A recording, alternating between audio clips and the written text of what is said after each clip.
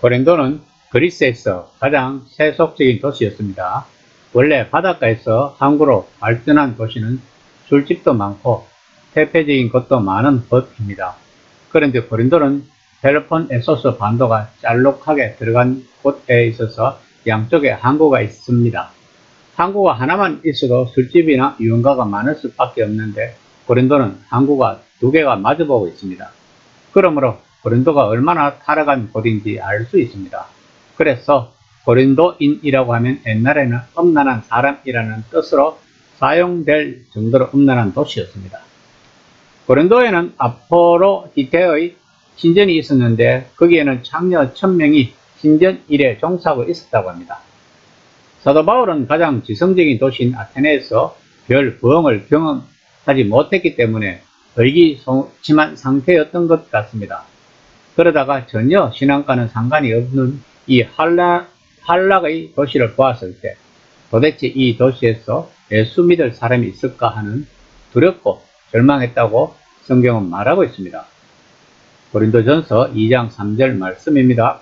내가 너희 가운데 거할 때 약하며 두려워하며 심히 떨었노라. 그러나 바울은 고린도에서 이때까지 선교지 중에서 가장 많은 기간 동안 머물게 됩니다. 그럼 바울은 고린도에 처음에는 두려운 마음으로 들어왔다가 무엇이 바울을 18개월 동안 고린도에 있게 했는지를 오늘 본문을 통해 한번 알아보도록 합시다. 18장 2절에서 3절입니다.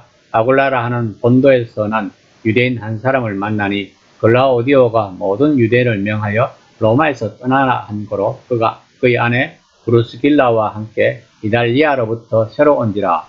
바울이 그들에게 가매 생업이 같았으므로 함께 살며 일을 하니 그 생업은 천막 만드는 것이더라. 바울이 고린도에 오래 머물게 되었던 첫째 이유는 바울이 하던 일, 즉 천막 만드는 사업을 하는 유대인 부부를 만났기 때문입니다. 유대인 서성들 사이에서는 랍비들이 자신과 가족을 부양할 직업을 갖는 것이 아주 흔한 일이었다고 합니다. 바울 또한 데살로니가에 보낸 편지에서 알 수 있듯이 바울은 그곳에서 교회에 부담을 주지 않기 위해 또한 그리스도인들이 어떻게 행동해야 하는지를 보여주기 위해 밤낮으로 일했다고 합니다. 아굴라와 브루스길라라는 바울과 친한 친구가 된 것 같습니다. 바울은 고린도에 보낸 첫 번째 편지에서 그들을 언급하며 로마서 16장 3절에서도 언급합니다. 바울이 로마서를 쓸 무렵 그들 부부는 에베소에서 시간을 좀 보내다가 다시 로마에 와 있었다는 것을 알 수 있습니다. 그들 또한 바울만큼이나 많은 여행을 했다는 것입니다. 이 부부가 고린도에 있었던 이유는 당시 황제였던 글라우디오가 로마에서 모든 유대인들을 추방했기 때문이라고 누가는 말하고 있습니다. 그러면 그 당시 로마에서는 무슨 일이 있었기 때문에 유대인들을 추방을 했을까요? 로마 역사가 수에토니우스는 유대인들이 폭동을 일으켰기 때문이라고 했습니다. 그 폭동의 이유를 임펄솔의 그리스도로 설명했습니다. 이는 메시아, 즉 그리스토스에 대한 메시지가 로마에서도 전해져서 안디옥과 데살로니가와 그 외 다른 곳에서처럼 유대인 공동체 안에 일부 사람들이 옥신각신하다가 폭동을 일으켰다는 것일 수도 있을 것입니다. 그리고 그 칙령은 글라우디오가 죽고 후계자인 네로가 54년에 왕위에 올랐을 때 폐지가 되었다고 합니다. 어쩌면 바울이 이들 부부에게서 로마에 있는 그리스도인들의 어려움을 들었을지도 모릅니다. 그러면 이들 부부가 로마서를 만들게 한 원동력이 되었다는 것입니다. 늘 그랬듯이 바울은 해당에서 복음을 전했습니다. 18장 6절 말씀입니다.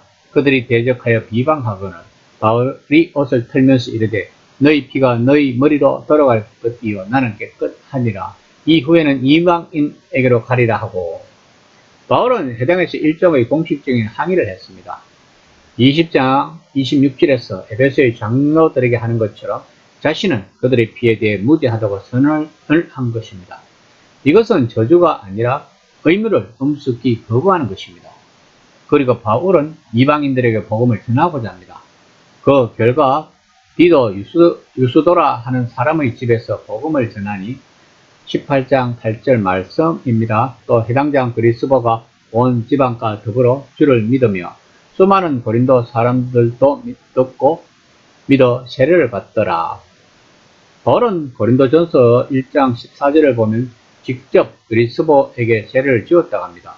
어쩌면 지명도가 있는 사람이 회심을 했기 때문에 다른 곳에서와 달리 이곳에서는 문제가 좀 적을 수도 있었을 것입니다.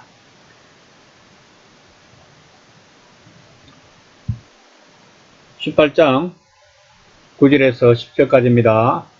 밤에 주께서 환상 가운데 바울에게 말씀하시되 두려워하지 말며 침묵하지 말고 말하라. 내가 너와 함께 있음에 어떤 사람도 너를 대적하여 이렇게 할 자가 없을 것이니 이는 성중에서 내 백성이 많음이라 하시더라. 본문이 바울이 고린도에서 오래 머물 수 있었던 두 번째 이유인 것입니다.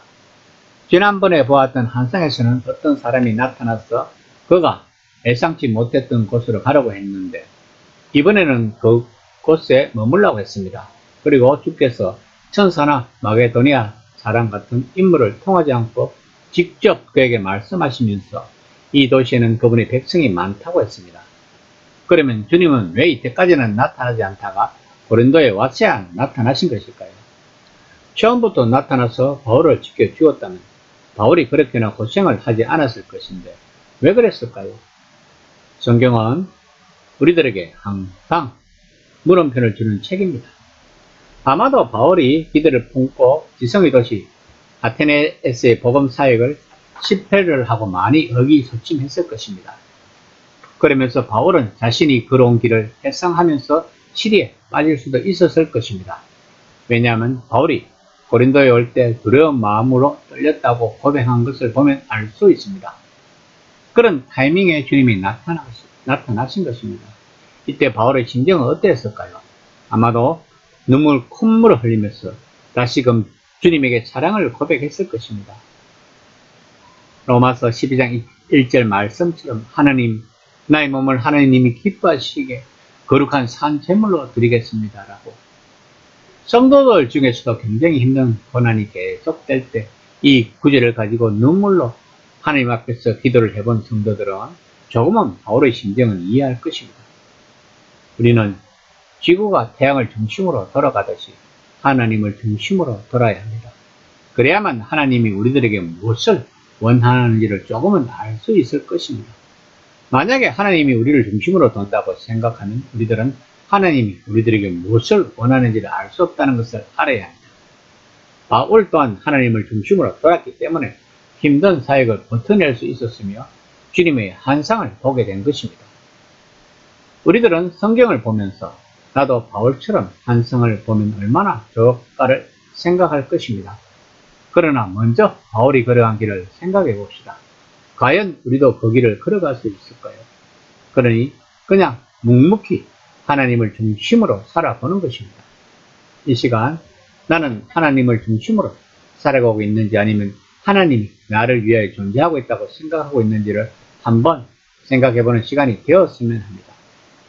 그것을 아는 것은 간단합니다.